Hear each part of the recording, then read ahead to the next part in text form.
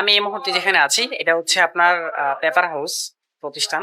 আর এটি হচ্ছে মূলত এখানে পেপার। আর এখানে যে পেপারগুলো সাইজ আছে বিভিন্ন পেপারের সাইজ আছে। আর এই যে মেশিনটা দেখতে পাচ্ছেন এই মেশিন দিয়ে মূলত হচ্ছে পেপারগুলো কাট করা হয়।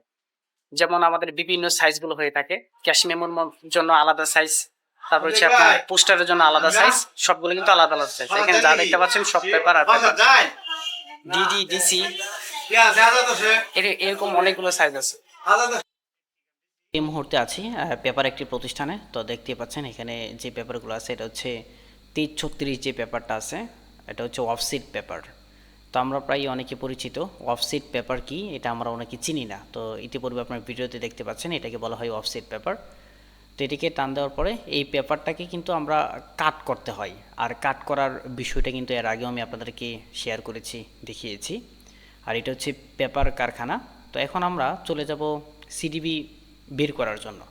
তো আজকে কিন্তু আমরা কয়েকটা প্রতিষ্ঠানে কিন্তু আমরা ভিজিট করব এবং দেখব। তো সিটিবি প্লেট বের করার আগে আমাদের সর্বপ্রথম আমাদের কম্পিউটার আগে সাইজ এবং মাপ এগুলোকে আগে ঠিক করতে হয়। তো ইতিপূর্বে আপনারা দেখতে পাচ্ছেন যে সিটিবি প্লেটের যে প্লেট বের করার আগে আমরা আগে সাইজটাকে ঠিক করে নিচ্ছি, তারপর হচ্ছে সিটিবি প্লেটটা আমরা বের করব। সিটিবি প্লেট বের করার আগে আমাদেরকে আগে সিস্টেমগুলো দিতে হয়, সিএমওকে এক কথা হচ্ছে আপনার আগে সাইজগুলো সেট আপগুলো দিয়ে তারপর কিন্তু সিটিবি প্লেট বের করতে হয়।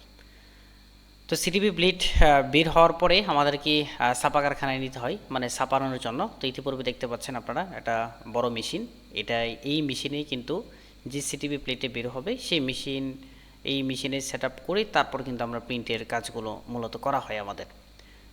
তো প্রিন্টের কাজগুলো করার পরে আমাদের ডাইরেক্ট চলে যায় হচ্ছে এই যে এখানে বোর্ডগুলো কিন্তু প্রিন্টেড হচ্ছে। এটা প্রিন্ট হওয়ার পরে আমাদের আবার চলে যেতে হয়, সেটা হলো আপনার বাদাই করে।